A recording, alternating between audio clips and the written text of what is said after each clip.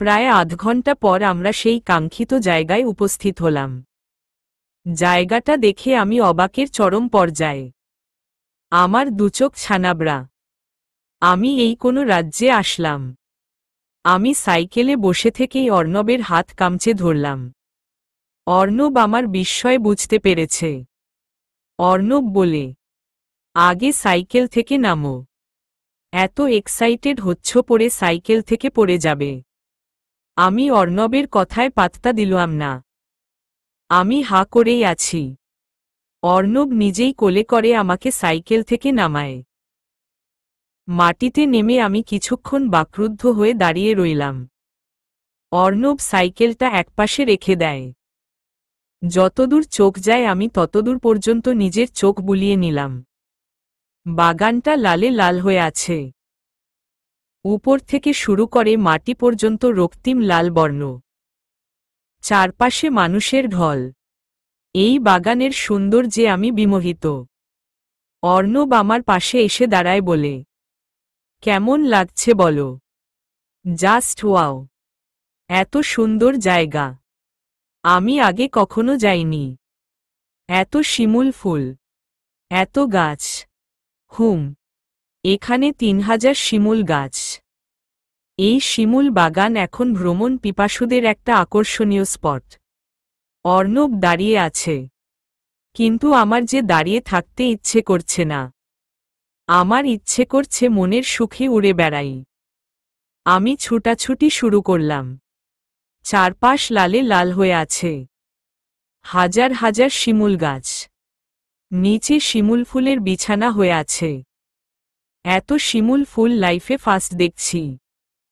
আমি এক জায়গা থেকে অন্য জায়গায় দৌড়াচ্ছি। আমি কিছুতেই নিজেকে রিল্যাক্স করতে পারছি না। কেবল মনে হচ্ছে আমি নতুন কোনো ভুবনে চলে এসেছি। আমি যেখানে যাচ্ছি অর্ণবও আমার পিছন পিছন যাচ্ছে। আমি দৌড়ে এসে অর্ণবকে জড়িয়ে ধরলাম। আমার এত ভালো লাগছে। অর্ণবও আমাকে জড়িয়ে ধরে বলে, পাগলি একটা, এমন লাফালাফি করছো কেন? যদি শাড়িতে প্যাচ লেগে পড়ে যাও। আমার অনেক ভালো লাগছে। এত সুন্দর জায়গা আগে কখনো দেখিনি। তাই একটু বেশিই এক্সাইটেড। তুমি আমাকে আজ বাধা দিও না। আমার যা মন চায় তাই করব। দৌড়াবো, লাফাবো, যা খুশি করব। ঢাকা গেলে তো এই সুযোগ হবে না। আচ্ছা ঠিক আছে, যা মন চায় করো। তুমি নিজের মতো এনজয় করো। আমার কয়েকটা ছবি তুলে দাও না। ঢাকা গিয়ে সবাইকে দেখাবো। অর্ণব কয়েকটা ছবি তুলে দেয়। বাগানে কয়েকজন ক্যামেরাম্যান ঘুরে ঘুরে ছবি তুলছে। আমিও তাদের দিয়ে ছবি তুলালাম। অর্ণবের সাথেও কয়েকটা ছবি তুললাম। এই প্রথম অর্ণবের সাথে আমার ছবি তোলা। আগে কখনো তোলার সৌভাগ্য হয়নি। আমি অর্ণবের থেকে অনেকটা দূরে চলে গেলাম। লোকজন এই জায়গাটায় কম। আমি নিচে বসে অনেকগুলো শিমুল ফুল জড়ো করে একটা লাভ বানালাম। সেখানে নামও লিখলাম, অর্ণব প্লাস মীরা। আমি এর আগে কখনো অর্ণবের সাথে নিজের নাম লিখিনি। এই প্রথম। জাস্ট একটা নাম লিখায় যে এত ভালো লাগা কাজ করে আমার জানা ছিল না। আমার চোখ দিয়ে পানি চলে আসলো। অর্ণব একটা শিমুল গাছে হেলে দাঁড়িয়েছিল। আমি দৌড়ে গিয়ে অর্ণবের বুকে ঝেঁপে পড়ে কাঁদতে লাগলাম। আমার কান্না দেখে অর্ণব বেশ অবাক হয়। অর্ণব আমাকে নিজের বুক থেকে তুলে চোখ মুছে দিয়ে বলে, কি হয়েছে? কাঁদছ কেন? আমি তোমাকে খুব ভালোবাসি। আমার কথা শুনে অর্ণব বোকার মতো তাকিয়ে বলে, আমি তো জানি তুমি আমায় ভালোবাসো। তুমি যতটুকু জানো আমি তোমাকে তার চেয়ে বেশি ভালোবাসি। তোমাকে ছাড়া আমি থাকতে পারবো না। তোমাকে ছাড়া আমি মরেই যাব। অর্ণব আমার গাল দুটো নিজের দুহাত দিয়ে ধরে বলে, পাগলি, ছেড়ে থাকার কথা আসছে কোথায় থেকে? আর নেক্সট টাইম যদি আবার কখনো মরার কথা বলছো তাহলে খবর আছে। আমরা দুজন দুজনের জন্য বেঁচে থাকব, একসাথে বুড়ো হব, বুড়ো বুড়ির সংসার হবে, প্রেম হবে, আমাদের ছেলে মেয়ে, নাতি নাতনি, তারপর আরও কি কি জানি হয়, ওরাও আমাদের রোমাঞ্চ দেখবে। তখনও আমরা মরব না। অর্ণবের কথা শুনে আমি ফিক করে হেসে দিলাম। চোখ ভর্তি পানি থাকা সত্ত্বেও না হেসে পারলাম না। অর্ণব আমার চোখের পানিটা মুছে দিয়ে বলে, আমিও আমার এই পিচ্ছিটাকে খুব খুব ভালোবাসি। অর্ণব আমার কপাল থেকে চুলগুলো সরিয়ে আমার কপালে একটা চুমু দে।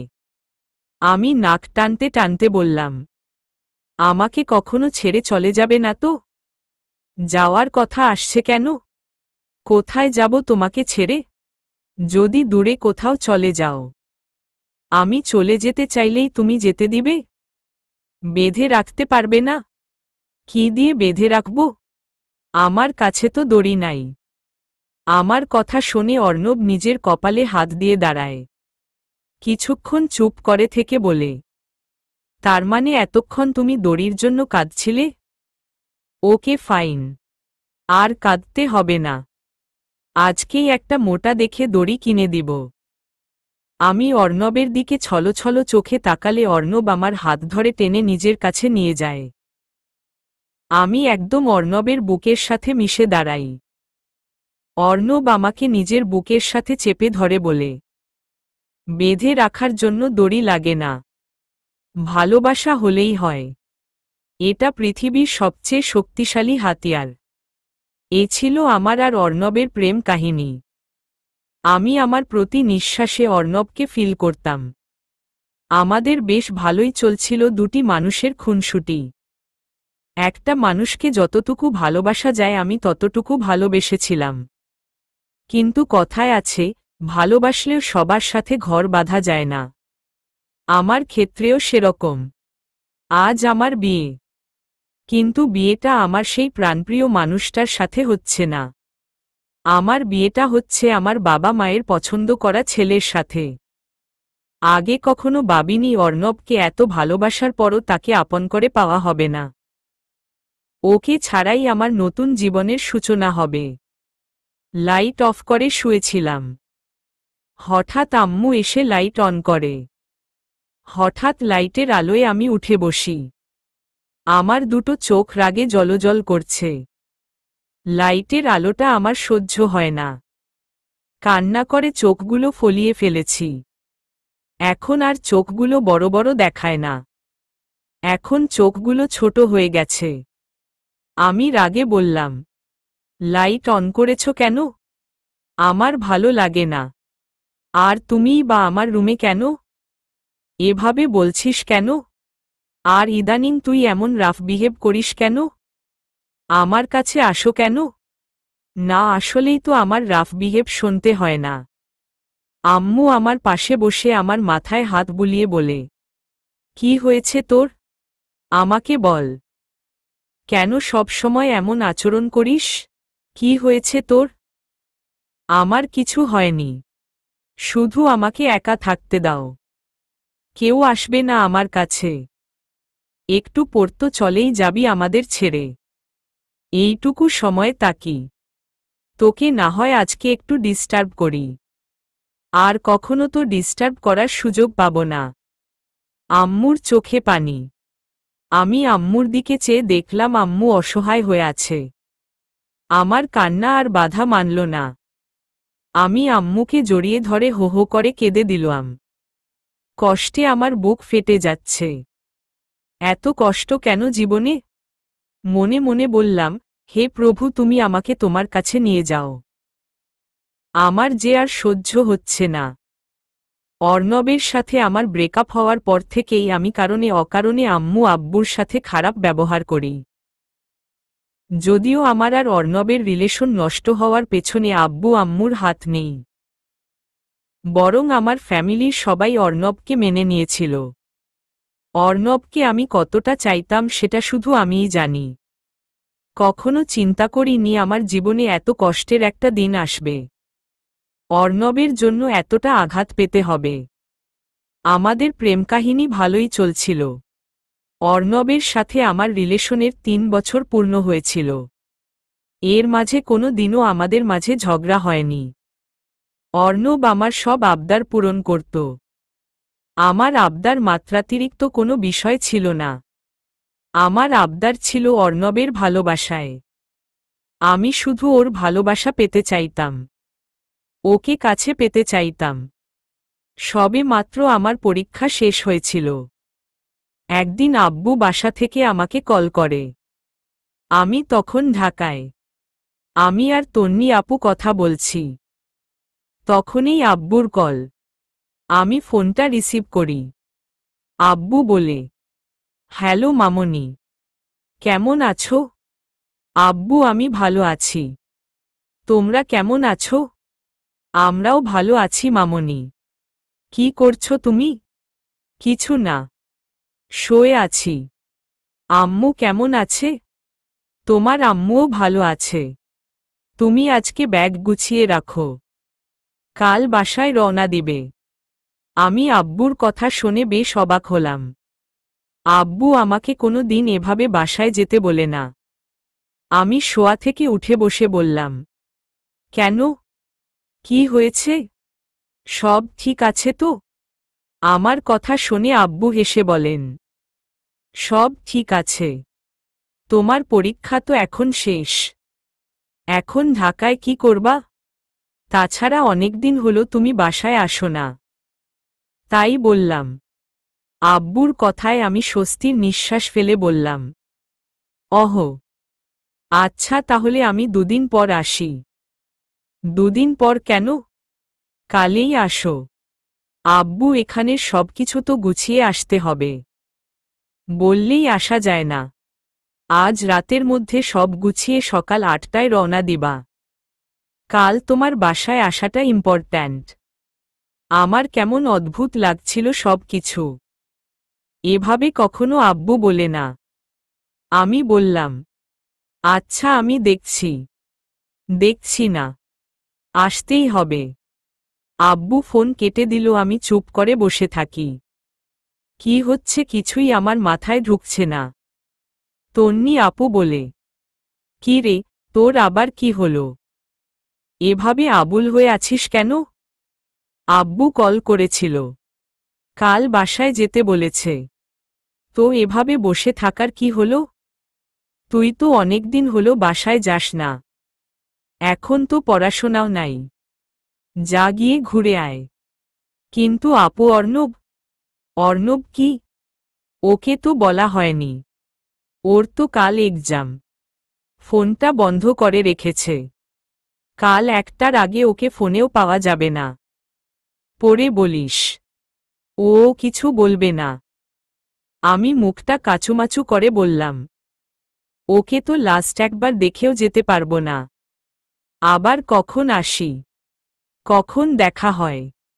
আমার কথা শুনে তন্নি আপু শোয়া থেকে উঠে বসে চোখ মার্বেলের মতো করে বলে, ওরে প্রেম রে, রাস্তা দিয়ে তো ভিডিও কলে কথা বলে বলে যাবি। আবার বলছিস কবে দেখা হবে। আল্লাহ তোদের এত প্রেম কই থেকে আসে? সারাদিন দেখি দুটো প্রেম করেই যাচ্ছিস। ইদানিং খেয়াল করছি অর্ণবও চেঞ্জ হয়ে গেছে। যে ছেলে পড়াশোনা ছাড়া কিছু বুঝত না সেই ছেলে এখন পড়াশোনা বাদ দিয়ে প্রেম পাগলামি করে অল টাইম। আর তুই, তোর কথা কি বলবো? যখন প্রথম আমার রুমে এসেছিলি তখন দেখতাম ছেলেদের সহ্যই করতে পারিস না। আর এখন, আল্লাহ, সারাদিনে তোর সাথে কথা বলার চান্স পাই না। আমি অসহায় হয়ে বললাম, আপু, আমরা এত প্রেম করি কই? আমার ইচ্ছে করে অর্ণবের সাথে সারাদিনরাত কথা বলি। কিন্তু ওরে কে আছিস আমায় ধর। কি বলছিস? এক কাজ কর, তুই অর্ণবের ভেতরে ঢুকে যা। আর অর্ণবকে তোর ভেতরে ঢুকিয়ে ফেল। তাহলে কেউ কাউকে ছাড়া 1 সেকেন্ডও থাকতে হবে না। আপু, আমি বিয়ে করে ফেলতে চাই। কিন্তু অর্ণব তো বিয়ের কথা শুনতেই পারে না। করে ফেল। অর্ণবকে জাদু করে ফেল, যাতে বিয়েতে রাজি হয়ে যায়। কি সব বলো। হো, যেভাবে পারিস বিয়ে কর, না হলে এই চিন্তায় তুই একদিন স্ট্রোক করবি। আমি আপুর দিকে চোখ বড় বড় করে তাকালাম। আপু বলে, বিশ্বাস কর, আমি আজ পর্যন্ত তোর মতো একটা মেয়েও দেখি না। তুই অর্ণবকে এত এত ভালোবাসিস। তোর মতো একটা লক্ষ্মী মেয়েকে কেউ ভালো না বেসে পারে? অর্ণব খুব লাকি তোর মতো একজনকে জীবন সঙ্গী হিসাবে পাবে। পরদিন আমি ৮টার বাসে বাসায় রওনা দিলাম। অর্ণবকে বলা হয়নি, কিন্তু আব্বুর কথা ফেলাও সম্ভব হচ্ছে না। আব্বু আমাকে প্রচুর ভালোবাসে। আমি দুনিয়ার সবকিছু অগ্রাহ্য করলেও আব্বুর কথা ফেলতে পারি না। আব্বু আমার সব আবদার রাখে। আমার জীবনের প্রথম ভালোবাসার পুরুষ আমার বাবা, আর শেষ ভালোবাসা আমার বাচ্চার বাবা, মানে আমার প্রিয়তমেশু অর্ণব। দুজন মানুষ, আমার দুটো কিডনি। বাসায় এসে দেখি এলাহি কাণ্ড। চলছে রান্নার আয়োজন। আমি অবাক হলাম। আমি বাসায় আসার উপলক্ষে এত আয়োজন? আগেও তো কতবার আসছি, এত আয়োজন তো কখনো হয়নি। আমি খাবারের গন্ধে মাতাল হয়ে যাচ্ছি। আহ, বিরিয়ানি, ইলিশ ভাজা, মাংস আরও কত কি। আমি ব্যাগটা ড্রয়িং রুমে রেখে ডাইনিং টেবিল থেকে একটা ইলিশ মাছের বড় পেটি নিয়ে খেতে খেতে রান্নাঘরে চলে গেলাম। আম্মু আরও কি কি রান্না করছেন। আমি আম্মুকে পেছনে থেকে জড়িয়ে ধরে বললাম, ইয়াম্মি, এত এত খাবার! আহ, আমার জন্য এত কিছু আগে বলনি কেন? তাহলে গতকাল থেকে খাওয়া বন্ধ করে দিতাম। আমার কথা শুনে আম্মু হাসতে লাগল। পেছনে থেকে আমার ভাই বলে, আপু, এত খাবার তোর জন্য না, তোর শ্বশুর বাড়ির লোকজনদের জন্য। দীপ্তর কথা শুনে আমি হা হয়ে গেলাম। মুখে মাত্রই দেওয়া মাছ ভাজিটা। আমি আম্মুকে ছেড়ে দিয়ে আমতা আমতা করে বললাম, কার জন্য? তোর শ্বশুর বাড়ির লোকজনদের জন্য। আজকে তোকে দেখতে আসবে, এই জন্য তো আব্বু তোকে ইমার্জেন্সি আসতে বলল। দীপ্তর কথায় এবার আমার হাত থেকে মাছ ভাজিটা ফ্লোরে পড়ে যায়। আমার মাথায় যেন আকাশ ভেঙে পড়ে। আমি এসব কি শুনছি? আমি কি সব ঠিক শুনছি, নাকি ভুল? ভুল হলে ভালো। আমার শরীর অসাড় হয়ে আসছে, মাথা ঝিমঝিম করছে। চারপাশের সবকিছু অন্ধকার দেখছি। তারপর আমার কিছু মনে নেই। আমি অজ্ঞান হয়ে গেছিলাম। যখন জ্ঞান ফিরে তখন দেখি আমার চারপাশে লোকজন। আমার মা, বাবা, ভাই সবাই আমাকে ঘিরে বসে আছে। আম্মুর চোখে পানি, মনে হচ্ছে কাঁদছিল এতক্ষণ।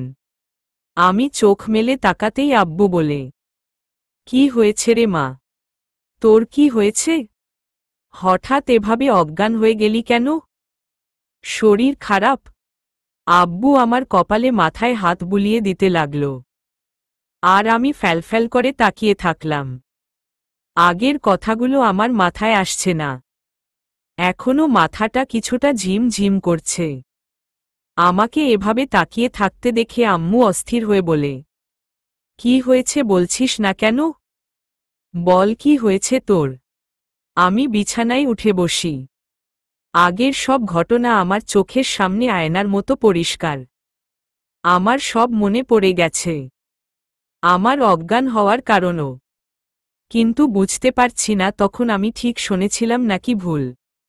অর্ণব বলে আমি একটু বেশিই পণ্ডিত। সব কিছু দুলাইন বেশি বুঝে যাই। কিন্তু আব্বু আম্মু আমাকে বিয়ে দেওয়ার জন্য বাসায় নিয়ে এসেছে, এটা মাথায় আসতেই আমার খুব কান্না পাচ্ছে। আমি যে অর্ণবকে ছাড়া কাউকে বিয়ে করব না। আমাকে চুপ করে থাকতে দেখে আব্বু আবার বলে, কি হয়েছে বল, আমি শুনি তোর কি হয়েছে। আমার বুক ফেটে যাচ্ছে কিন্তু মুখ ফুটছে না। আমি অনেক কিছু বলতে চাইছি, কিন্তু কিছুই বলতে পারছি না।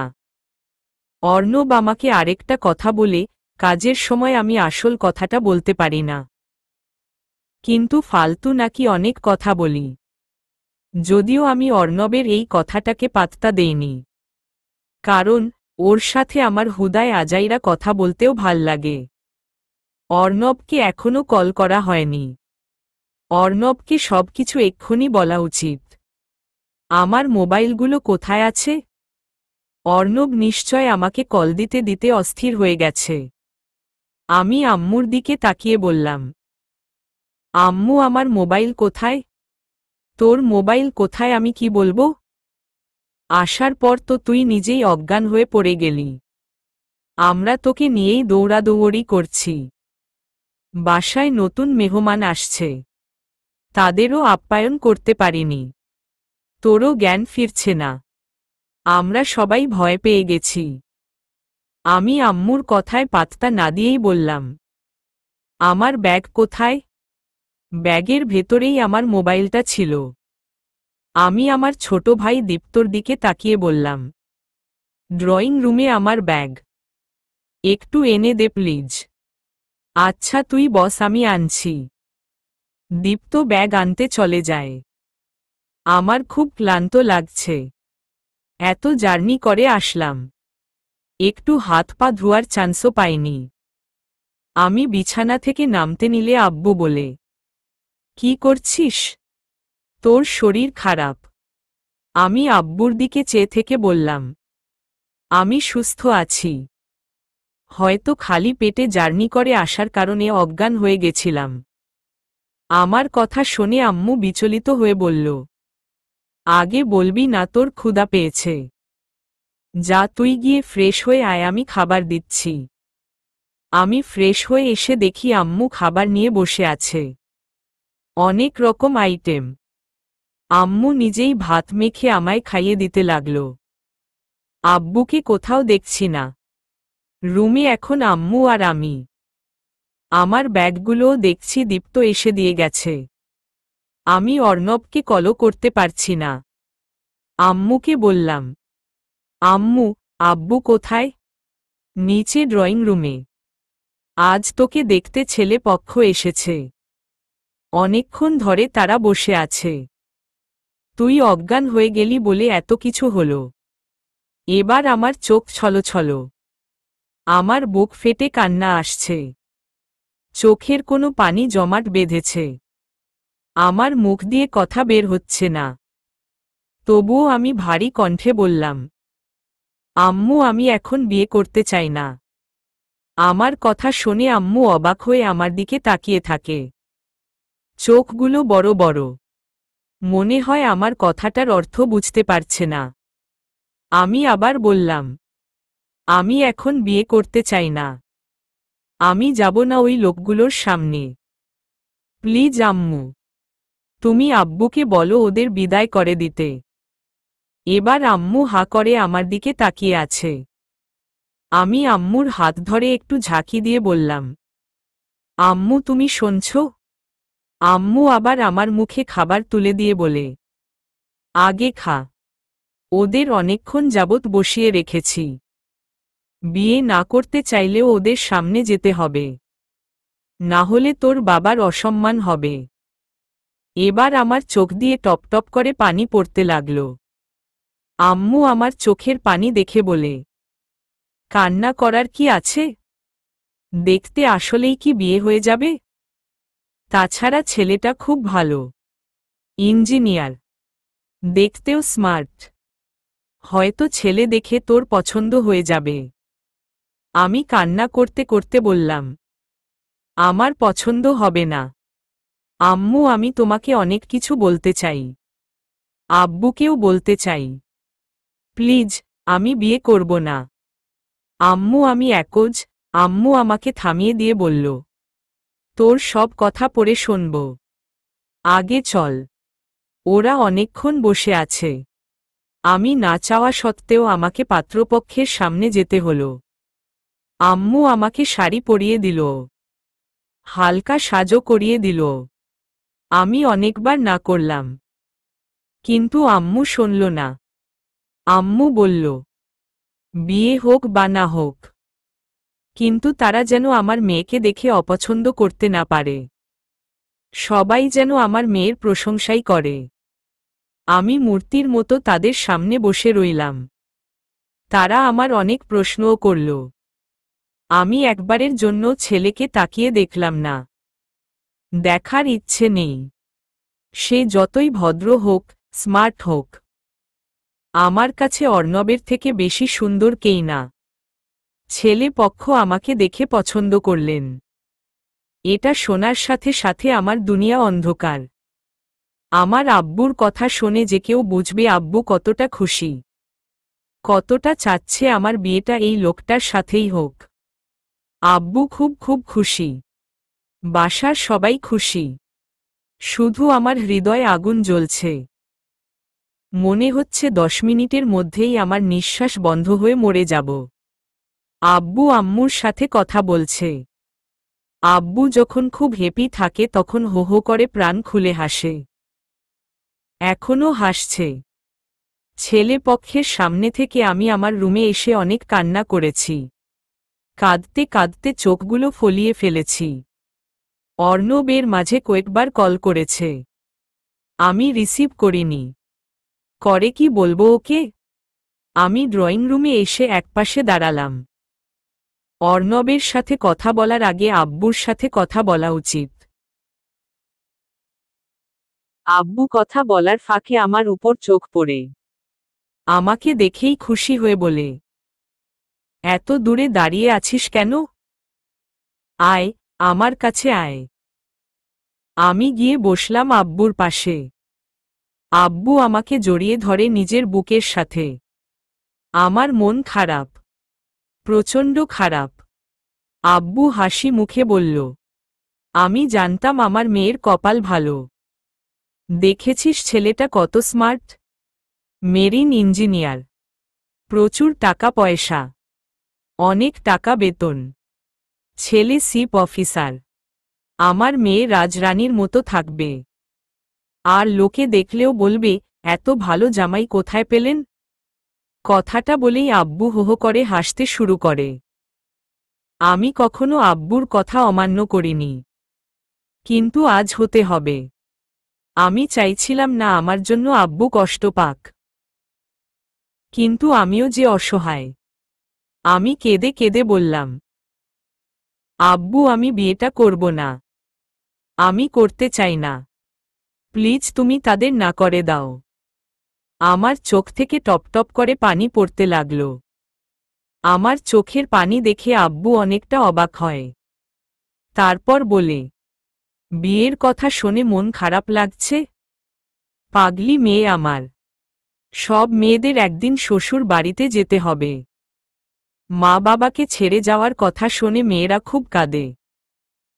কিন্তু দেখবি এমনটা থাকবে না। তুই আমাদের কাছেই বেশি বেশি থাকবি। আর যখন রবিন তোকে তার কাছে শিপে নিয়ে যাবে তখন তার সাথে সাথে এক দেশ থেকে অন্য দেশে ঘুরে বেড়াবি। আমি আব্বুর দিকে তাকিয়ে আরো কান্নায় ভেঙে পড়লাম। আব্বুকে কিভাবে বলি? কিন্তু না বলেও উপায় নেই। আমি মাথা নিচু করে বললাম, আব্বু, আমি একজনকে ভালোবাসি। আমি তাকেই বিয়ে করতে চাই। প্লিজ, তুমি আমাকে ক্ষমা করো। এই বিয়েটা আমি কিছুতেই করতে পারবো না। আমার কথা শুনে আব্বু আম্মু দুজনেই নীরব হয়ে গেল। আমি কাঁদছি, বুক ফেটে কাঁদছি। আব্বু দীর্ঘশ্বাস ফেলে আমার মাথায় হাত রেখে বলল, ভালোবাসিস তো বেশ, কান্না করার কি আছে? আমরা কি তোকে এই ছেলের সাথে জোর করে বিয়ে দিয়ে দিচ্ছি নাকি? তোর যাকে ভালো লাগে তার সাথেই বিয়ে দিব। আমি চাই আমার মেয়ে সুখী হোক। আমি আব্বুর দিকে ফ্যালফ্যাল করে তাকালাম। আব্বু আমার চোখের পানিটা মুছে দিয়ে বলল, তুই যাকে ভালোবাসিস তাকে বল আমার সাথে দেখা করতে। তার ফ্যামিলি নিয়ে আসুক। আমি তার সাথেই আমার মেয়ের বিয়ে দিব। আমার খুশিকে দেখে মনে হয় পৃথিবীর সমস্ত সুখ আজ আমার। আমার ফ্যামিলি আমাকে ভালোবাসে। তারা মন থেকে চায় আমি হ্যাপি থাকি। ভাইয়াও আমাকে খুব ভালোবাসে। আমি খুশির ঠেলায় আব্বুকে জড়িয়ে ধরলাম। আব্বুকেও খুশি খুশি লাগছে। এমনটা নয় যে আমি এই বিয়েটা করব না বলে আব্বু কষ্ট পেয়েছে, বরং আমি খুশি জেনে আব্বুও খুশি। আমি রুমে এসেই অর্ণবকে কল করি। মোবাইলটা হাতে নিয়ে দেখি অর্ণবের টোটাল ৬৪টা কল। ইস, বেচারা মনে হয় অস্থির হয়ে গেছে। আমার কল রুখতে দেরি, অর্ণবের রিসিভ করতে দেরি হয়নি। অর্ণব হয়তো মোবাইলটা হাতে নিয়েই বসেছিল। আমি কিছু বলার আগেই অর্ণব বলে, কতগুলো কল করলাম, একটা কলও রিসিভ করার সময় নেই। অর্ণবের কণ্ঠে স্পষ্ট রাগ দেখতে পাচ্ছি। অর্ণবের কথা শুনে আমার মুখের হাসি উদাও। ও সহজে রাগ করে না, আমার উপর তো কখনোই করে না। আমি ভুল করলে অর্ণব আমাকে ঠান্ডা মাথায় বুঝায়। যখন আমি নর্মাল থাকি তখন বলে আমি আসলে কি ভুল করেছি। তখন আমিও বুঝতে পারি আমার ভুলটা। ওর কথা শুনে এখন কেমন ভয় ভয় লাগছে। আমি আমতা আমতা করে বললাম, ই এ মা নেয়া স লে আমি আব্বু আম্মু। বাসায় গেছো ভালো কথা, আমাকে তো একবার বলা যেত নাকি? বলতে চেয়েছিলাম, কিন্তু তোমার ফোন তো অফ ছিল। আর বাসায় আসার পর থেকেই একটা এসএমএস করা যায়নি। আমার টেনশন হয় না? তুমি জানো আমি এক্সাম শেষ করে তোমাকে কল করব। হুটহাট করে একজন মানুষ কল রিসিভ করছে না, সেই মুহূর্তে তার অবস্থা কেমন হতে পারে তোমার আইডিয়া আছে? আমার কান্না আসছে, তার জন্য আমার উপর দিয়ে কত ঝড় তুফান যাচ্ছে। আবার সেই আমাকে কন্টিনিউয়াস কথা শুনিয়ে যাচ্ছে। আমি কান্নাভরা কণ্ঠে বললাম, সরি। অর্ণব আমার কণ্ঠ শুনেই বুঝতে পেরেছে এবার হয়তো আমি কান্না করে দিব। অর্ণব শান্ত কণ্ঠে বলে, আচ্ছা ঠিক আছে, আর কাঁদতে হবে না। তুমি তো আমাকে বকছ। বকলাম কই? আচ্ছা সরি, আসলে খুব টেনশনে আছি। এত পড়াশোনা করলাম তাও আমি একটা জব পাচ্ছি না। তুমি বুঝতে পারছো আমি কি অবস্থায় আছি? তার উপর তুমিও ফোন রিসিভ করছো না, তাই রাগ উঠে গেছে। হুম। কি করছো এখন? খেয়েছো? আন্টি আঙ্কেল কেমন আছে? হঠাৎ এভাবে বাসায় গেলে কেন? অর্ণবের এত প্রশ্ন শুনে আমার চোখ কপালে। কোনোগুলোর উত্তর দিব বুঝতেছি না। আমি ছোট্ট করে বললাম, সবাই ভালো আছে। আব্বু আমাকে ফোন করে বলল তাড়াতাড়ি বাসায় আসতে। আমি বলেছিলাম দুদিন পর আসব, কিন্তু আব্বু বলল আজকেই আসতে। তোমারও ফোন অফ তাই বলে আসতে পারিনি। ঠিক আছে। পরে তন্নি আমায় কল করে বলেছে তুমি বাসায় চলে গেছ। কিন্তু কি এত ইমার্জেন্সি যে এভাবে যেতে হলো? বাসায় কিছু হয়েছে কি? হুম। আব্বু আমার জন্য ছেলে দেখেছে। আজকে ছেলে পক্ষ আমাকে দেখতে এসেছিল। আমি এসব কিছুই আগে জানতাম না। বাসায় আসার পর শুনলাম। আমার কথা শুনে অর্ণব অনেকটা হাইপার হয়ে বলে, কি হো, বিয়ে এখন? তোমার তো এখনো পড়াশোনা শেষ হয়নি। তাহলে? হুম। আসলে ভাইয়াকে বিয়ে করাতে হবে। আব্বু চায় আমার বিয়েটা আগে দিতে, তারপর ভাইয়াকে বিয়ে করাবে। এটা কেমন কথা? তোমাকে কি পরে বিয়ে দেওয়া যাবে নাকি? এটা কি কোনো নিয়ম আছে? তুমি কি ছেলের সামনে গেছো নাকি? হুম। আমি কিছুতেই যেতে চাইনি, কিন্তু আমার ইচ্ছে না থাকা সত্ত্বেও ওদের সামনে যেতে হয়েছে। এমনকি ওরা আমাকে পছন্দও করে গেছে। আমার কথা শুনে অর্ণব চুপ হয়ে যায়।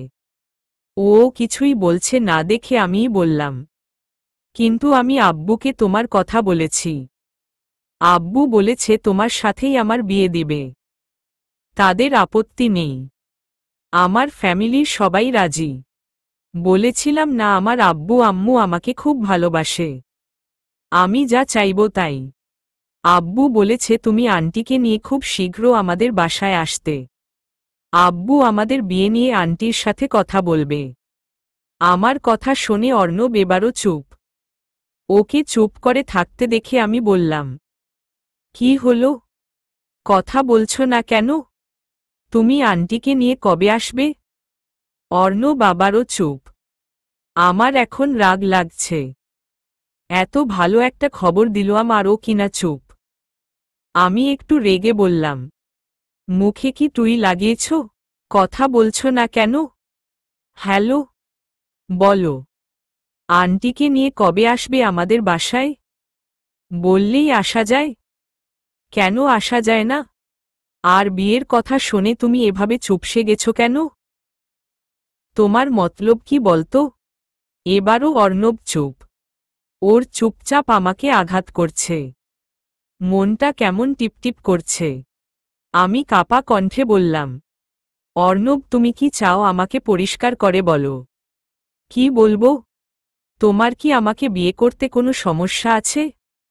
তুমি কি আমাকে পেতে চাও না? চাইব না কেন? আমি মন থেকে চাই তোমাকে। তাহলে চুপ করে আছো কেন বিয়ের কথা শুনে? কথা বলছো না। মনে হচ্ছে তুমি খুশি হওনি। এই মুহূর্তে আমি তোমাকে বুঝাতে পারবো না মীরা। তুমি ভীষণ আবেগপ্রবণ। আমি এখনো কিছু করি না। টিউশনি করে খরচ চালাই। এই অবস্থায় বিয়ের কথা শুনে কিভাবে খুশি হব বলো? আজকে যদি আমার একটা জব থাকতো তাহলে কোনো কথাই ছিল না। আমি মাকে নিয়ে আজকেই তোমাদের বাসায় আসতাম। কিন্তু এভাবে খালি হাতে তোমার বাবার সামনে দাঁড়ানোর মতো যোগ্যতা আমার নেই। তুমি অযথাই এসব ভাবছ। তুমি জব করো না তো কি হয়েছে? আমি তোমাকে ভালোবাসি। আমাকে তোমার চাওয়ার জন্য এইটুকু কারণেই যথেষ্ট। তাছাড়া আজ নয় কাল তোমার জব তো হবে। আমি কি এখন গিয়ে তোমার বাবার কাছে গিয়ে তোমাকে ভিক্ষা চাইব? আমি গিয়ে বলবো আঙ্কেল আমি কিছু করি না। আমার বাবারও সম্পদ নেই। আমরা গরিব। আমি তবুও কথা দিচ্ছি আমি আপনার মেয়েকে সুখে রাখব এসব কথা বলবো? অর্ণবের কথা শুনে আমার কান্না আসছে। আমার চোখ দিয়ে পানি পড়ছে। আমি কাঁদো কাঁদো কণ্ঠে বললাম, তার মানে তুমি আমায় বিয়ে করবে না? এই তো। তুমি আসলেই পণ্ডিত। 4 লাইন বেশিই বুঝো। আমি একবারও বলেছি আমি তোমায় বিয়ে করব না?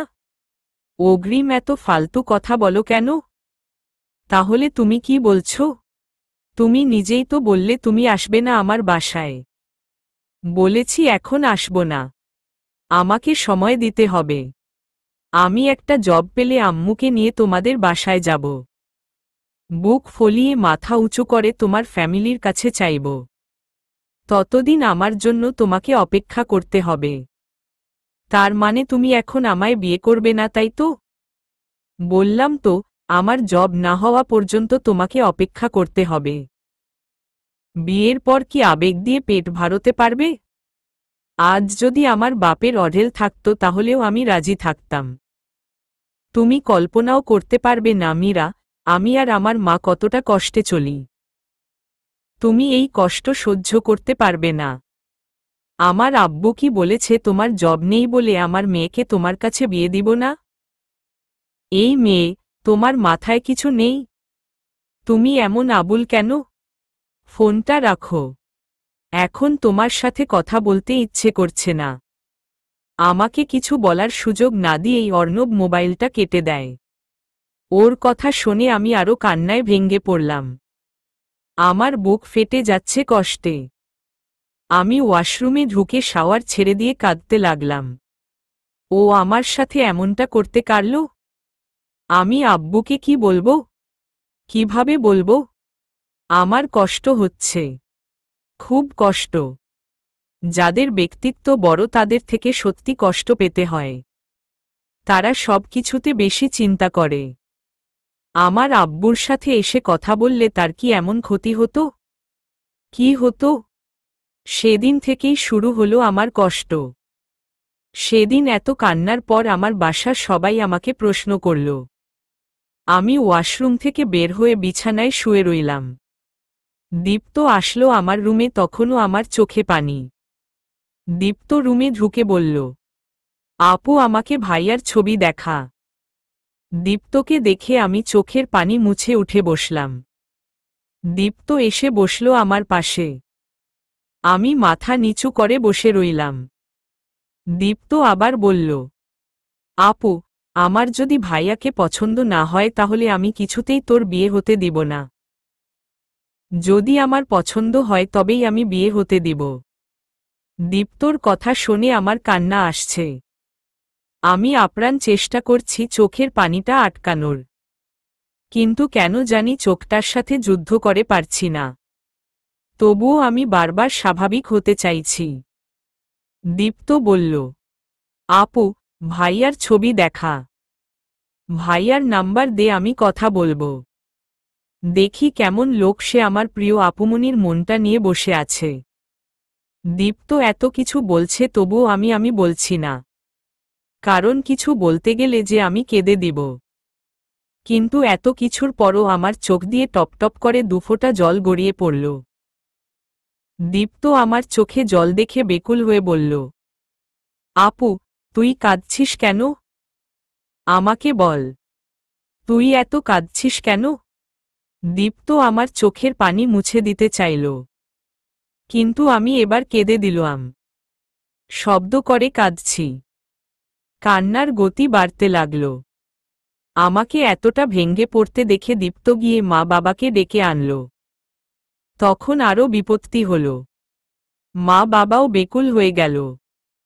তারাও আমার কান্নার কারণ জানতে চাইছে। আমি তো কিছু বলতে পারছি না। কি বলবো আমি? আব্বু আমার কান্না সহ্য করতে পারে না। আব্বু যে আমাকে নিজের থেকেও বেশি ভালোবাসে। আমি যে আব্বুর একটা অংশ। আব্বু আমার মাথায় হাত দিয়ে বলল, বল মা, তোর কি হয়েছে আমাকে বল। আমি শুধু কাঁদলাম, কিছু বলতে পারলাম না। বাসায় আমি 4 দিন থাকলাম। এই 4 দিন একবারও অর্ণব আমাকে কল দেয়নি। আমিও করিনি। 4টা দিন যেন আমি নরকে ছিলাম। জানি না নরকে এত কষ্ট পেতে হয় কিনা, বা আরও বেশি কিনা। তবে আমার কাছে এই দিনগুলো নরকের চেয়ে কম মনে হয়নি। যার সাথে এক মুহূর্ত কথা না বলে থাকতে পারি না, তার সাথে কথা না বলে আমার 4টা দিন চলে গেছে। আব্বু প্রত্যেকদিন অর্ণবের কথা জিজ্ঞেস করত, কবে আসবে আমাদের বাসায়। আব্বু কয়েকবার অর্ণবের সাথে কথা বলতেও চেয়েছে, কিন্তু আমি নানা অজুহাতে এড়িয়ে গেছি। আব্বু আম্মু চেয়েছিল আরও কিছুদিন আমি বাসায় থাকি, কিন্তু আমার পক্ষে সম্ভব না। আমি যে তিলে তিলে শেষ হয়ে যাচ্ছিলাম। প্রতিদিন রাতে আমি কাঁদতাম, মোবাইলের স্ক্রিনের দিকে তাকিয়ে থাকতাম। এই বুঝি অর্ণব কল দিবে, কিন্তু না, ও কল করে না। আমি বারবার ফেসবুকে ঢুকে দেখতাম অর্ণব আছে কিনা, কিন্তু 4 দিনের মধ্যে একবারের জন্যও ওকে পাইনি। ঢাকা গেলে হয়তো আবার আমাদের সম্পর্কটা নরমাল হবে এই ভেবে আমি ঢাকায় ফিরে যাই। ঢাকা গিয়েও আমার শান্তি নাই। আব্বু প্রতিদিন কল করবে। আব্বু যেন আমার বিয়ের জন্য অস্থির হয়ে গেছে। কল করেই বিয়ের কথা বলবে। ওই ছেলেও নাকি আব্বুকে কল করে বিয়ের কথা বলে। এখনও ওরা আমার পিছু ছাড়ছে না, নাছোড়বান্দা লোকগুলো। এদিকে অর্ণবের কোনো খোঁজ নেই। অর্ণব হঠাৎ করে যেন গায়েব হয়ে গেছে। ঢাকা গিয়ে আমি অর্ণবকে কল করি, কিন্তু ওর ফোনও অফ। আর আমি এই কয়দিনে অর্ধেক শেষ হয়ে গেছি। হাসতে ভুলে গেছি, শরীরও নষ্ট হয়ে গেছে। তন্নি আপু মানুষটা অদ্ভুত। কিভাবে আমার মনের কথাগুলো বুঝে ফেলে, আমাকে সান্ত্বনা দেয়। একদিন দিনের বেলায় আব্বু কল করে। আমার ইচ্ছে হচ্ছিল না কথা বলতে, কিন্তু অনেক সময় ইচ্ছের বিরুদ্ধেও আমাদের অনেক কাজ করতে হয়। কল রিসিভ না করলে আব্বু আরও অস্থির হয়ে যাবে। তাই কলটা রিসিভ করলাম। আব্বু বলে, কেমন আছো মামনি? আমি ভালো আছি। তুমি কেমন আছো? এই তো আলহামদুলিল্লাহ। কি করো? শুয়ে আছি। তোমরা কি করছো? তোমার মামা আসছে। তার সাথে কথা বলি। আব্বু মামার কথা বলতেই আমি লাফ দিয়ে উঠে বসি। বিয়ের প্রস্তাবটা মামাই এনেছিল। এখন আবার বাসায় মামা এসেছে। নিশ্চয় কারণ আছে। আমি কেঁপে কেঁপে বললাম, মামা কেন? ওই ছেলের বাড়ির লোকজন পাঠিয়েছে। ওদের নাকি তোমাকে খুব পছন্দ হয়েছে। আমি মানা করে দিয়েছিলাম, কিন্তু ওরা ছাড়ছে না। তুমি তো অর্ণবের কথাও কিছু বলছো না ক্লিয়ার করে। তোমাকে বলেছি অর্ণবের নাম্বার দাও, আমি কথা বলি। ওর গার্ডিয়ানের নাম্বার দাও। তুমি কিছুই বলো না। অর্ণবকে বলেছ? ও কি বলে? ও কি তোমাকে বিয়ে করতে চায় না? আব্বুর কথা শুনে আমি চুপ করে থাকি। মনে মনে বলছি, আল্লাহ তুমি আমাকে তোমার কাছে নিয়ে যাও। আমার আর এসব সহ্য হচ্ছে না। আমি কি করব? আমাকে কোনো রাস্তা দেখাও। আব্বু আবার বলল, চুপ করে আছো কেন? তোমার মামার সাথে কথা বলবে? না আব্বু। আমি মামার সাথে কি বলবো? তুমিই বলো। না করে দাও। বলো ছেলেকে আমার পছন্দ হয়নি। আব্বুকে আর কিছু বলার সুযোগ দিলাম না। কলটা কেটে আমি কাঁদতে লাগলাম। এই মুহূর্ত কেবল মনে হচ্ছে মরে যাই। মৃত্যুতেই মনে হয় আমার সুখ। তন্নি আপু রুমে এসে আমার কান্না শুনে অস্থির হয়ে যায়। আপুকে দেখে আমি আরও কাঁদলাম। তন্নি আপুকে জড়িয়ে ধরে বেশ কিছুক্ষণ কাঁদলাম। একসময় আমি নিজের থেকেই কান্না থামালাম। অন্নি আপু বলে, কি হয়েছে আমাকে সবটা খুলে বলতো? আমি তন্নি আপুকে সবটা খুলে বললাম। তন্নি আপু আমার কথা শুনে বলে, অর্ণব এখন আর আমাদের সাথেও আসে না। সারাদিন পড়াশোনা করে। সকাল 6টায় পাবলিক লাইব্রেরি গিয়ে দাঁড়ায়, রাত 10টায় রুমে আসে। রুমে এসেও বই নিয়ে বসে। ওর নাকি একটা জব খুব বেশিই দরকার এই মুহূর্তে। এই কারণেই হয়তো ও তোকে সময় দিতে পারে না। আপু, আমি কি কিছুই না? আমাকে মানুষ মনে হয় না? একটা বারও কি আমাকে কল করা যায়নি? ও জানে আমি কিভাবে আছি। তারপরও একবার আমার খোঁজ নেওয়ার প্রয়োজন মনে করেনি। আমার সাথে 2 মিনিট কথা বললে ওর কি ক্ষতি হতো বলতে পারো? অর্ণব এতটা কেয়ারলেস কেমন করে হতে পারে? কিভাবে? আমি আবার কাঁদছি। জানি না আমাকে আর কতদিন এত কষ্ট পেতে হবে। কতদিন আমাকে কাঁদতে হবে। অন্নি আপু আমাকে সান্ত্বনা দিয়ে বলে, আচ্ছা তুই বসো।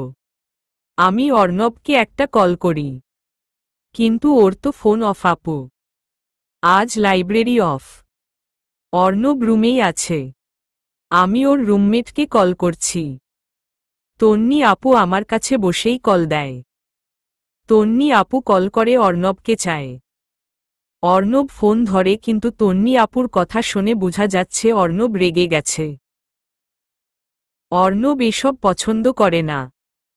তার জন্য রুমমেট বা বন্ধুরা কেউ বিরক্ত হবে এটা সে দেখতে পারে না।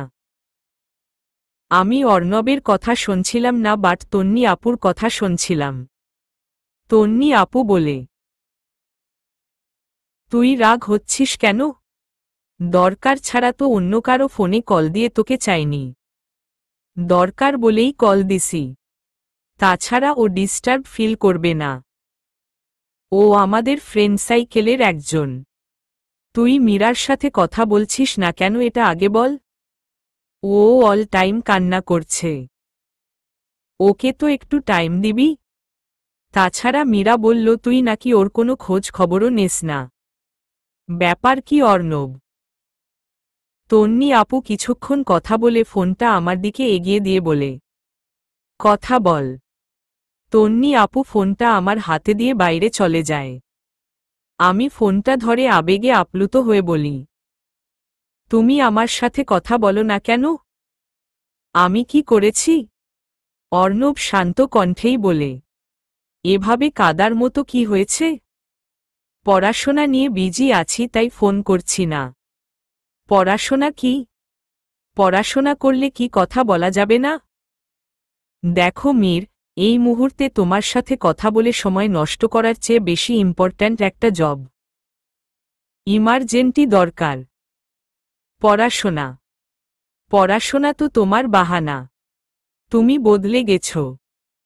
আমাকে যদি বিয়ে করতেই পারবে না তাহলে আমার জীবনে এসেছিলে কেন? এত আয়োজন করে আমাকে কাঁদানোর কি দরকার ছিল? আমার কণ্ঠ শুনে অর্ণব রেগে বলে, এই কারণে তোমার সাথে কথা বলি না। কথা বললেই তুমি একটা সিম্পল বিষয় নিয়ে জেদ করবে। দেখো মীরা, এখন তোমার সাথে এসব ফালতু কথা বলে আমার সময় নষ্ট করতে চাই না। সামনের মাসে আমার 3টা পরীক্ষা আছে। এর মাঝে একদিনও কল করবা না। আমি পরীক্ষার আগে তোমার সাথে কথা বলতে চাই না। আমি তোমার কি ক্ষতি করেছিলাম? তুমি কেন আমাকে এতটা কষ্ট দিল? আমি কাঁদছি। আমার চোখ দিয়ে গরম জল বের হচ্ছে। আমার এত খারাপ লাগছে। ইচ্ছে হচ্ছে সবকিছু ভেঙে ঘুরিয়ে দেই। আমার কথা শুনে অর্ণব বলে, আমি তোমার কি করেছি বলো? আমার সাথে প্রতারণা করেছ। আমি কারো সাথে প্রতারণা করিনি। তোমার মাথা এখন কাজ করছে না। তুমি রেস্ট নাও। ঘুমাও। ভালো লাগবে। আমার সাথে প্রেম প্রেম খেলা খেলে এখন পালিয়ে যেতে চাইছ। এখন আবার আমার মাথায় সমস্যা এরাও বলছ? ফোন অফ করে রাখো। কথা বলো না। নানা রকম অজুহাত দেখাও। এসব কি?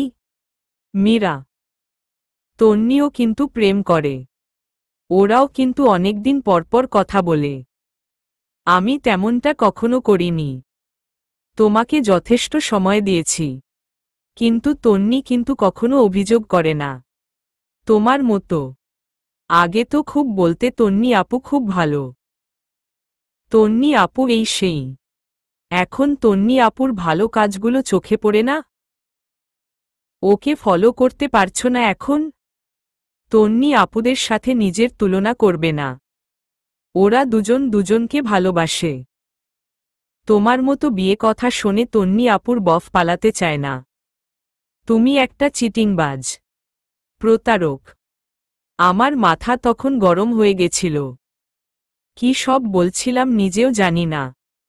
অর্ণব আমার শিরায় অবস্থান করেছিল। ওকে ছাড়া কিছু কল্পনা করতে পারছিলাম না। তাই ওর সাথে কথা না বলতে পেরে সত্যি আমার মাথা গরম হয়ে গেছিল। এমনকি আমি অর্ণবকে তুই তোকারি করি। আমার কথাগুলো শোনার পর হয়তো অনেকেই বলবে সব দোষ আমার। কিন্তু আমারও তো একটা মন আছে। আমিও তো মানুষ। আমি কতটা কষ্ট পেয়েছিলাম কাউকে বুঝাতে পারবো না। একমাত্র একটা মেয়েই জানে ভালোবাসার মানুষের কাছ থেকে অল্প আঘাত পেলেও কতটা ক্ষতবিক্ষত হয় হৃদয়ে। আমি অর্ণবকে উল্টাপাল্টা বলতে লাগলাম।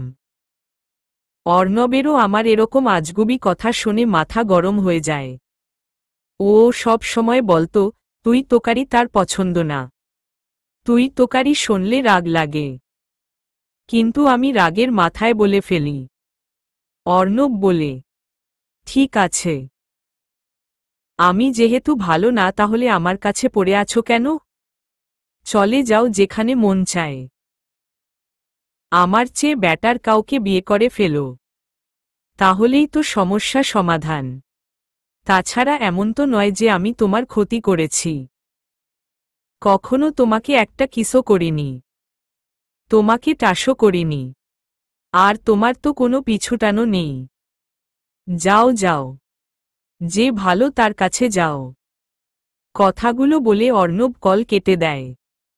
আর আমি ফ্লোরে বসে চিৎকার করে কাঁদতে থাকি। রুমের দরজাটা যদি এখন ওপেন থাকতো তাহলে হয়তো আমার এই কান্নার আওয়াজ সারা মেসে ছড়িয়ে পড়ত। বাতাসের সাথে ভেসে যেত দূর থেকে বহুদূর। রাতে বিছানায় শুয়ে আছি। দুপুরে এত কান্না করার পর চোখগুলো ফলে গেছে। মাথায়ও প্রচণ্ড পরিমাণে ব্যথা। বিকালে একবার মনে হয়েছিল নিজের জীবনটা নিজেই শেষ করে ফেলি, কিন্তু তখনই আমার চোখের সামনে আব্বুর মুখটা ভেসে ওঠে। হয়তো আমি আত্মহত্যা করে পৃথিবী ছেড়ে চলে যাব, কিন্তু আমার বাবা মা ভাইয়ারা সবাই বেঁচে থাকবে। লোকজন তাদের কথা শোনাবে, পদে পদে তাদের অসম্মান করা হবে। লোকজন যতদিন আমার নাম মনে থাকবে ততদিন আমাকে ঘৃণা করবে, এমনকি আল্লাহ নিজেও আমাকে ঘৃণা করবে। কারণ আত্মহত্যা যে মহাপাপ। মা বাবা আমাকে জন্ম দিয়েছে, তাদের এতে বড় একটা কলঙ্ক উপহার দিল যে মেয়েদের নামের সাথে কলঙ্ক শব্দটা যোগ হবে। আমাদের সমাজ বড় অদ্ভুত। তারা একটা মেয়ে অপরাধ করলে 10টা মেয়েকে সেই লাইনে দাঁড় করিয়ে দেয়, ভালো খারাপ যাচাই করে না। কিন্তু একজন মহৎ কিছু করলে সেখানে 10 জনকে দাঁড় করায় না। তাই আমার আর আত্মহত্যা করা হয়নি। তন্নি আপু রুমে এসে আমাকে অনেকবার জিজ্ঞেস করল অর্ণব কি বলেছে, কিন্তু আমি মূর্তির মতো ছিলাম, একটা কথাও বলিনি, বলতে ইচ্ছে হয়নি। রাত 9টায় হঠাৎ মোবাইলটা বাজছে। আমার এই মুহূর্তে খুবই বিরক্ত লাগছে। ইচ্ছে হচ্ছে মোবাইলটা ভেঙে ফেলি। মোবাইলটা হাতে নিয়ে দেখি স্ক্রিনে মামার নাম্বার ভাসছে।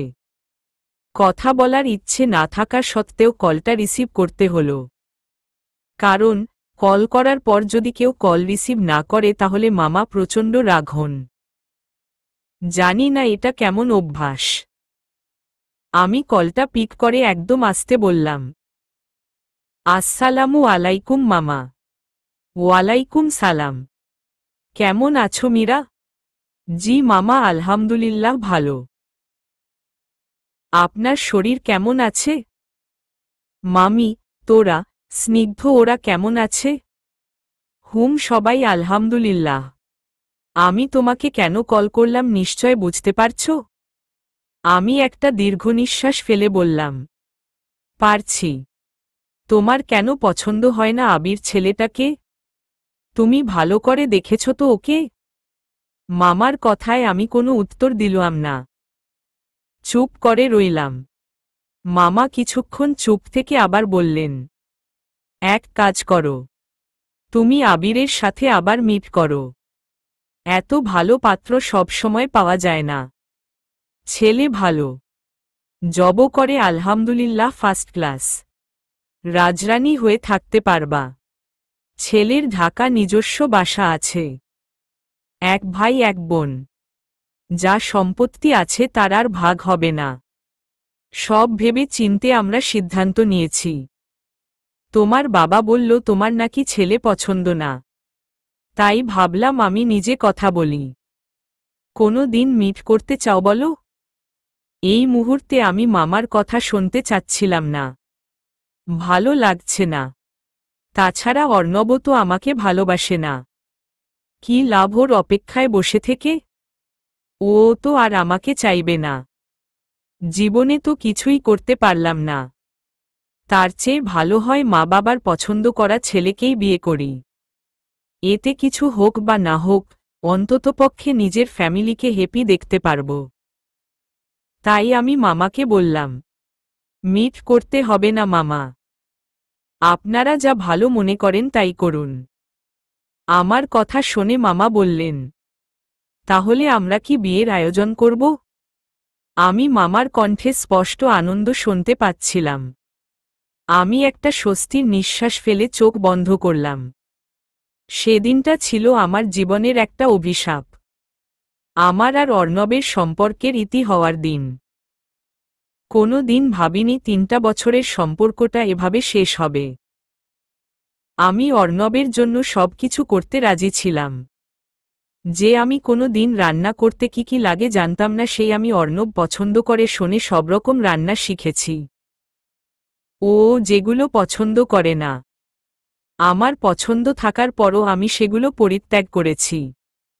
ওর চাওয়া পাওয়াগুলোকে প্রায়োরিটি দিয়েছি। আমি প্রতিটা সেকেন্ড অর্ণবকে নিয়ে চিন্তা করেছি। অর্ণবের থেকে অনেক কিছু পেয়েছি। অর্ণব আমাকে সবচেয়ে সুখকর মুহূর্তগুলো উপহার দিয়েছে, যেগুলোর স্মৃতি আজ আমাকে এত কষ্ট দিচ্ছে। অর্ণবকে ছাড়া একটা মাস কিভাবে যে কেটেছে একমাত্র আমিই জানি। এমন কোনো সময় নেই আমি কাঁদিনি। এমন কোনো সময় নেই আমি বিরহ ব্যথায় চটপট করিনি। প্রতিটা রাত কেঁদেছি। অল্প আঘাতে বেশি কষ্ট অনুভব করেছি। একটু পর বরযাত্রী আসবে। আমার অনিচ্ছার সত্ত্বেও বিয়েটা হবে। আজও কেন জানি অর্ণবকে আমি ফিল করছি। এখনো আশায় আছি, অর্ণব আমায় অন্য কারো হতে দিবে না। এত কিছুর পরও মনটা কত কি যে চায় বলে বোঝাতে পারব না।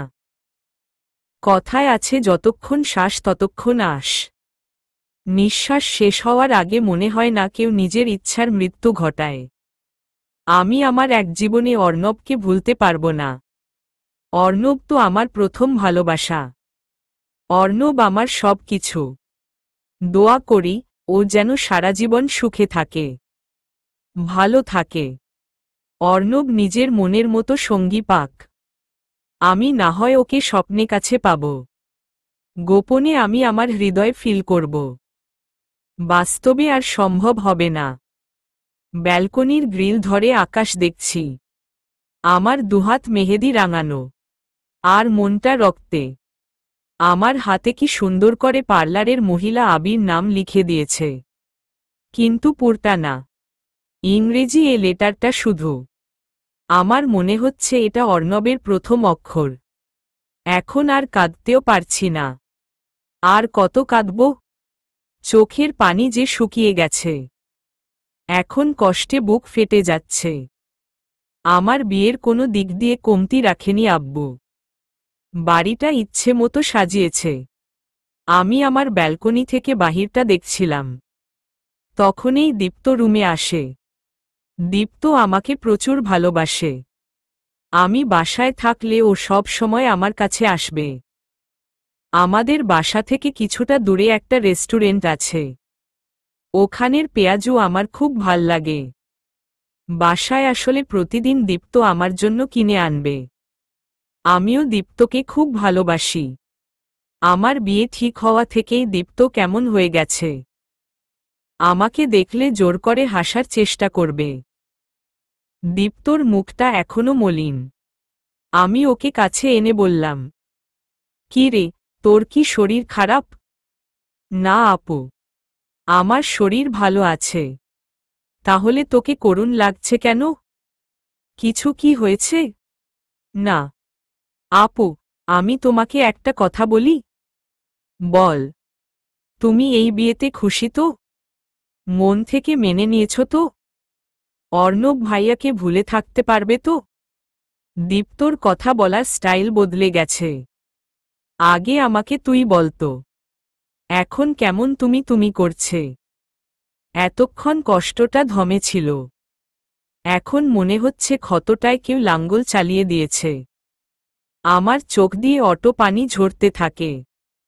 আমি দীপ্তকে জড়িয়ে ধরে কাঁদতে লাগলাম। আমি বললাম, আমি অর্ণবকে ভালোবাসি রে, খুব ভালোবাসি। ওকে ছাড়া আমি কিছুই কল্পনা করতে পারি না। আমি ওকে ছাড়া কিভাবে বাঁচব দীপ্ত? কিভাবে থাকব? আমি যে ওকে নিয়ে একটা রাজ্য তৈরি করেছিলাম। আমি ওকে নিয়ে একটা জীবনের স্বপ্ন দেখেছিলাম। আমার কান্না দেখে দীপ্তর চোখ দিয়েও পানি পড়ছে। আম্মু এসে দেখে আমরা দুজন দুজনকে জড়িয়ে ধরে কাঁদছি। আম্মুকে দেখে আমি কান্না থামিয়ে চোখ মুছে ফেলি। আম্মু আমার পাশে বসে বলে, এখানে বসে বসে দুই ভাই বোনের কান্না করা হচ্ছে? আম্মুর কথা শুনে দীপ্ত বলে, আম্মু আপুকে বিয়ে দিও না। আপুকে আমি যেতে দিব না। আপু আমাদের সাথে থাকুক। আপু চলে গেলে আমি অসহায় হয়ে যাব। আমি একা হয়ে যাব। এবার আম্মুর চোখেও পানি। আম্মু দীপ্তর মাথায় হাত দিয়ে বলে, পাগল একটা। আপু কি সারা জীবনের জন্য চলে যাচ্ছে? তোর যখন মন চাইবে তখন তুই চলে যাবি আপুর কাছে। মীরার যখন মন চাইবে তখন সেও চলে আসবে এখানে। আম্মু বারবার চোখ মুছছে। আম্মু জানে আম্মু এখন কান্না করলে আমাকে সামলানো কঠিন হবে, তাই কান্নাটা আটকাতে চাইছে। আম্মু চোখ মুছে বলে, মীরা, চল। পার্লার থেকে লোকজন চলে আসছে সাজাতে। আমিও চুপচাপ আম্মুর সাথে গেলাম। আমাকে বউ সাজানো হয়েছে, ঠিক একটা লাল পরী। আজকের এই সাজটা সার্থক হতো যদি অর্ণব আমার জীবন সঙ্গী হতো। আমি তো কত স্বপ্ন দেখেছি, বউ সাজব, অর্ণবের জন্য একদিন খুব সাজব। কিন্তু সারা বাড়ি হইচই করছে। আমি আমার কোনো বান্ধবীদের দাওয়াত দেইনি, এমনকি তন্নি আপুকেও বলিনি। তন্নি আপুকে অর্ণবের জন্যই বলিনি। আজ বিয়ে বাড়িতে সবাইকে অচেনা লাগছে, সবাইকে নতুন লাগছে। মনে হয় আজই প্রথম দেখলাম সবাইকে। বরপক্ষ চলে এসেছে অনেক আগেই। আমারও সাজগোজ শেষ। এখন বসে আছি কখন স্টেজে যাব তার অপেক্ষায়। কিছুক্ষণ আগেও মনে হয়েছিল এই বিয়েটা আমার একটা দুঃস্বপ্ন হতো। ঘুম ভাঙলে দেখতাম আমি আগের মতোই আছি, অর্ণবও আছে। এখন মনে হচ্ছে বসে বসে কেউ স্বপ্ন দেখে না। আর আমারটা যেহেতু স্বপ্ন না, সেহেতু দুঃস্বপ্ন হওয়ার কোনো কারণ নেই। আমি এখন মানব মূর্তি, দেহ আছে, প্রাণ আছে, কিন্তু কোনো ফিলিংস নাই। কাজিনরা সবাই আমাকে স্টেজে নেওয়ার জন্য এসেছে। ওরা আমাকে স্টেজে নিয়ে যাচ্ছে, আমিও যাচ্ছি। মনে মনে কত কথা যে চিন্তা করছি। কখনো কখনো মন বলতেছে এখন কিছুর সাথে ধাক্কা লেগে পড়ে গিয়ে মরে গেলে বেশ হতো। সারা বাসা ভর্তি লোকজন, সবাই আফসোস করত, বলতো, ইস, এত অল্প বয়সে একটা মেয়ে মারা গেছে। আজকে বিয়ে ছিল মেয়েটার। কত স্বপ্নই না দেখেছিল এই বিয়েটা নিয়ে, কিন্তু কিছুই সত্যি হলো না। কিন্তু পৃথিবীর কেউ জানত না আমি কত কষ্ট নিয়ে মরে গেছি। এই মৃত্যুতে আমি কতটা হ্যাপি হতাম। যে কষ্ট বেঁচে থেকে পেয়েছি সেই কষ্টগুলোরও মৃত্যু হতো আমার মৃত্যুর সাথে সাথে। আমি কত কষ্ট থেকে মুক্তি পেতাম। আমি আনমনে এসব ভাবছি। ওরা আমাকে ধরে নিয়ে যাচ্ছে, আমি কোনো দিকে যাচ্ছি আমার খেয়াল নেই। হঠাৎ দীপ্ত এসে আমার হাত ধরে ঝাঁকি দিয়ে বলে, আপু দেখ কে এসেছে। তোকে কখন থেকে ডাকছি, তুই কোথায় হারিয়ে গেছিস? কিছু বলছিস না কেন? দীপ্ত আমার হাত ধরে টানতে থাকে। আমি আমার কল্পনার রাজ্য থেকে বের হয়ে আসি। আমি হকচকিয়ে বললাম, কি হয়েছে? কোথায় কি হয়েছে? আপু তুই দেখ, ওইদিকে তাকা, দেখ কে আসছে। আমি দীপ্তর হাত অনুসরণ করে চমকে উঠলাম। আমার চোখ দিয়ে টপটপ করে পানি পড়তে থাকে। আমি সত্যি দেখছি নাকি এটাও কল্পনা? আমি আমার কাজিনদের দূরে সরিয়ে দিলাম। আমি দৌড়ে তাদের দিকে এগিয়ে গেলাম। অর্ণব, অর্ণব এসেছে। আমি জানতাম ও আসবে। আমাকে অর্ণব খুব ভালোবাসে। আমাকে ছাড়া ও থাকতে পারবো না। কিন্তু হুট করেই আমার মুখ থেকে হাসি উধাও হয়ে যায়। আমি কিছুটা পিছিয়ে আসি। অর্ণব কেন এসেছে? কিসের জন্য এসেছে? ও কিভাবে জানলো? ঠিকানা পেল কোথায়? কেন এসেছে আমার ভেতরের আগুনটা জ্বালিয়ে দিতে? কেন এসেছে? না, আসলেই তো পারত। কি দরকার ছিল এখানে এসে আমার কষ্টটা বাড়িয়ে দেওয়ার? আমার চোখ দিয়ে পানির বন্যা বইছে। আমাকে দেখে অর্ণব আমার দিকে ছুটে আসে। অর্ণবের চোখে জল। ও আমার থেকে অনেকটা দূরত্ব বজায় রেখে দাঁড়িয়ে বলে, মীরা, তুমি এসব কি করতে যাচ্ছিলে? কেন এত বড় সিদ্ধান্ত নিয়েছিলে? আমার ভালোবাসাটা এতই ঠুনকো ছিল? আমার উপর বিশ্বাস রাখতে পারোনি? অর্ণবের চোখ দিয়ে ঢেলে পানি পড়ছে। ওর চোখের পানিটা দেখে আমি আরো কাঁদতে লাগলাম। আমার কষ্ট আরো বাড়তে লাগলো। অর্ণবের সাথে তন্নি আপু আছে। তন্নি আপু আমার কাছে এসে আমার হাত ধরে আমাকে তার দিকে ফিরিয়ে বলে, মীরা, এত বড় একটা সিদ্ধান্ত নেওয়ার আগে অনন্ত আমাকে জানাতে পারতি। অর্ণব আমার যত ভালো বন্ধু হোক, তুই কিন্তু আমার রুমমেট ছিলি। আমি তোকে নিজের বোনের মতো দেখতাম। অর্ণব তোর সাথে অন্যায় কিছু করলে আমি প্রতিবাদ করতাম। তুই নিজের ভেতরে রাগ পোষে রাখলি। তুই অর্ণবের এমন আচরণের কারণটা একবার জানতে চেয়েছিস? কেন অর্ণব তোকে সময় না দিয়ে পড়াশোনা নিয়ে এত বিজি হয়ে গেছিল, একটাবার খোঁজ নিয়েছিস? অর্ণব বলে, তন্নি প্লিজ, এখন ওসব কথা থাক। থাকবে কেন? বলছি যখন সবটাই বলবো। মীরা শোন, তোর বিয়ে হয়ে যাবে শুনে অর্ণবের একটা চাকরি খুবই প্রয়োজন ছিল। অন্যদিকে আন্টি, মানে অর্ণবের মা হঠাৎ করে খুব অসুস্থ হয়ে পড়েন। আন্টি অসুস্থ এটা শুনে আমার বুকটা কেঁপে ওঠে।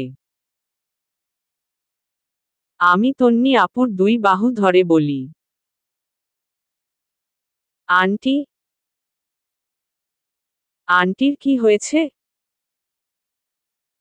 উনার বেস্টে প্রবলেম ছিল। ডাক্তার বলেছিল উনার চিকিৎসা না করালে ক্যান্সার হওয়ার সম্ভাবনা আছে। কিন্তু আন্টি অর্ণবকে এসব জানায়নি। এখন হঠাৎ সমস্যাটা খুব বেড়ে গেছে।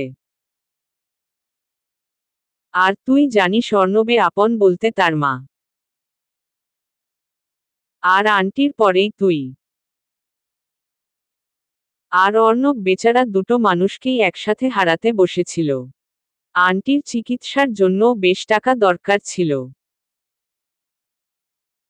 সেই সময় অর্ণব তোর সাথে কথা বলার থেকে একটা জব বেশি প্রয়োজন মনে করেছিল।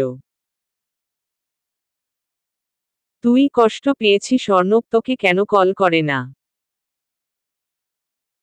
তুই কল করেছিস ওকে? ও কি করছে না করছে জানতে চেয়েছিস? অর্ণব আন্টিকে হসপিটালে ভর্তি করাই। আন্টির অবস্থাও সিরিয়াস ছিল। অর্ণব দিন রাত হসপিটালে আন্টির সেবা করত। এই সময় তোর অর্ণবের পাশে থেকে ওকে সাপোর্ট দেওয়ার কথা ছিল। ওকে ভরসা দেওয়ার কথা ছিল। কিন্তু তুই তা না করে ওর উপর রাগ করে এমন সিদ্ধান্ত নিয়েছিস? আমি কাঁদতে কাঁদতে অর্ণবের দিকে তাকালাম। বেচারার চেহারার কি হাল হয়েছে! এত কষ্ট পেয়েছে ও। আর আমি কি না! নিজেকে বড্ড অপরাধী মনে হচ্ছে। সত্যি আমি অর্ণবের যোগ্যই না। আমি অসহায় হয়ে অর্ণবের দিকে তাকালাম। আমরা এত কথা বলছি। লোকজন আমাদের দিকে হা করে তাকিয়ে আছে। মামা এসে বললেন,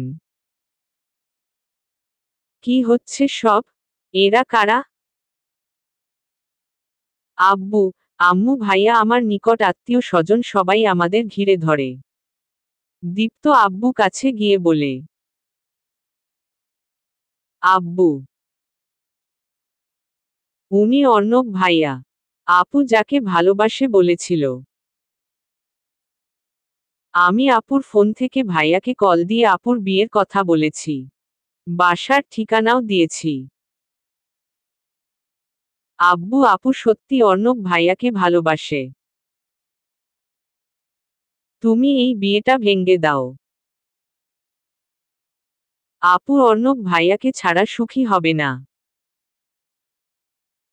আব্বু, আমি দেখেছি আপু সব সময় অর্ণব ভাইয়ার জন্য কেঁদেছে। কিন্তু কাউকে বলেনি। আব্বু আম্মু সবাই তাকিয়ে আছে আমার দিকে, আমি তাকিয়ে আছি নিচের দিকে। অর্ণব বলে, আঙ্কেল, আমি মীরাকে সুখী রাখতে পারবো। আপনি আমাকে বিশ্বাস করতে পারেন। আব্বু বলে, মীরা? আমি আব্বুর ডাক শোনার পরও চোখ তুলে তাকাইনি। আমি নিচের দিকে তাকিয়ে কাঁদছি। আমার কারো চোখের দিকে তাকানোর ক্ষমতা নেই। নিজেকে অপরাধী মনে হচ্ছে। আমার একটা ভুল আজকে থেকে কি হতে চলেছে? আব্বু বলে, মীরার যে বিয়ের কথা হচ্ছে তোমাকে বলেনি? বলেনি আমার সাথে কথা বলার জন্য? আব্বুর কথা শুনে অর্ণব মাথা নিচু করে রাখে। আব্বু আবার বলে, তখন যেহেতু আসনি এখন কেন এসেছ? অর্ণব হাঁটু ভাঁজ করে আব্বুর দিকে দুহাত জোর করে বলে, আঙ্কেল, মীরাকে আমার লাইফে খুব দরকার। আমি ওকে ভালোবাসি। আমার জব নেই। আমি নিজেই অনেক কষ্টে জীবন যাপন করি। সেই অবস্থায় আমি কিভাবে এসে আপনার সামনে দাঁড়াবো? কিভাবে আপনার কাছে আপনার মেয়েকে চাইবো বলুন? আমি মীরার কাছে সময় চেয়েছিলাম। আঙ্কেল প্লিজ, আমাকে ফিরিয়ে দিবেন না। অর্ণবের কথাগুলো আমার কলিজায় এসে লাগছিল। আমার জন্য ওকে কতটা অপমান সইতে হচ্ছে। কত লোক আমার অর্ণবকে নিয়ে কথা বলছে। আমি কিভাবে এমনটা করতে পারলাম? অর্ণবকে 3 বছরে কখনো কারো কাছে নত হতে দেখিনি। আমার এই কাজের জন্য অর্ণবকে এতটা ছোট হতে হলো। আমি যদি একটু বুঝতাম তাহলে হয়তো অর্ণব সম্মানের সহিত আব্বুর থেকে আমাকে চেয়ে নিত। গত দিনগুলোর কষ্টের চেয়ে আজকের কষ্টটা অনেক অনেক বেশি। মামা বললেন, জব নেই তাহলে কিভাবে আসছো ওকে বিয়ে করতে? আমাদের মেয়েকে খাওয়াবে কি? পড়াবে কি? মামার কথা শুনে অর্ণব উঠে দাঁড়ায়। নিজের পকেট থেকে মোবাইল বের করে মামার দিকে এগিয়ে দিয়ে বলে, দেখুন আমি Bangladesh house building A select হয়েছি। সামনে সপ্তাহ থেকেই জয়েন করব। আমি আরো কয়েকটা ইন্টারভিউ দিয়েছি। আশা করি ওগুলোও হবে। ওকে আমি আমার মতো সুখে রাখতে পারবো। ও আপনাদের কাছে কোনো রকম অভিযোগ করতে পারবে না। আঙ্কেল প্লিজ, আমার মায়ের খুব ইচ্ছে ছিল মীরাকে নিজের ঘরে তোলার। আমি আমার মাকে কথা দিয়েছি। অর্ণবকে কতটা অসহায় লাগছে। আগে কখনো অর্ণবকে এতটা ভেঙে পড়তে দেখিনি। এতটা অসহায় ওকে কখনো হতে দেখিনি। আব্বুর আমার দিকে এসে আমার মাথায় হাত বুলিয়ে দেন। আমি কাঁদছি। আমার চোখ থেকে বৃষ্টির ফোঁটার মতো ঘন বর্ষণ হচ্ছে। আব্বু বলে, মামনি, তুমি কি চাও? তোমার সুখের চেয়ে বড় আমার কাছে কিছুই না। এই মুহূর্তে বিয়েটা ভেঙে গেলে হয়তো লোকে আমাকে কথা শোনাবে। কিন্তু এগুলোর থেকেও তুমি আমার কাছে দামি। বলো। তুমি যা চাইবে আমি তাই করব। আব্বুর কথা শুনে মামা বলেন, কিন্তু দুলাভাই ওরা? বললাম না, আমার মেয়ে আগে। আমি আব্বুর বুকে ঝাঁপিয়ে পড়ে কাঁদতে লাগলাম। আমার এখন কষ্ট হচ্ছে না। এখন আমার সুখ সুখ লাগছে। সবাই আমাকে এত ভালোবাসে। কিন্তু আমি তো এত ভালোবাসা পাবার যোগ্য না। একটা মেয়ে কতটা ভাগ্যবতী হলে অর্ণবের মতো জীবন সঙ্গী, অর্ণবের মায়ের মতো একজন শাশুড়ি মা আর আমার পরিবারের মতো একটা পরিবার পায়। আর আমি নিজের ইগোকে বড় করে প্রত্যেকটা মানুষকে ছোট করেছি। আমি বুঝতে পেরেছি, জীবনটা রঙিন, খুবই রঙিন। যদি চলার পথে ছোট ছোট কিছু জিনিসকে এড়িয়ে চলে, কখনো জেদকে প্রশ্রয় না দেয়। যদি আমি একবার অর্ণবকে বোঝার চেষ্টা করতাম, অর্ণবকে একটু সময় দিতাম, নিজের পরিবারকে বুঝিয়ে বলতাম, তাহলে হয়তো আমার জীবনে দুঃসময়গুলো আসতো না। আমাকে আর অর্ণবকে এই কঠিন সময়ের মুখোমুখিও হতে হতো না। লোকে বলে মেয়েরা একটু বেশি বুঝে। আজ তার প্রমাণ আমি নিজেই। আমি উপরের দিকে তাকিয়ে একটা দীর্ঘনিশ্বাস ছেড়ে মনে মনে বললাম, হে প্রভু, আমাকে ক্ষমা করো। আমি অনেক বড় ভুল করেছি। প্রিয় মানুষগুলোর চোখের জল ঝরিয়েছি। আমাকে একটা সুযোগ দাও, কথা দিচ্ছি, আমি আমার ভালোবাসা যত্নে রাখব। কখনো তিল পরিমাণ কষ্ট পেতে দিব না। কখনো এমন অবুঝের মতো আচরণ করব না। আমাকে লাস্ট একটা সুযোগ দাও প্রভু। অর্ণবকে আপন করে নেওয়ার তৌফিক দাও। সমাপ্ত।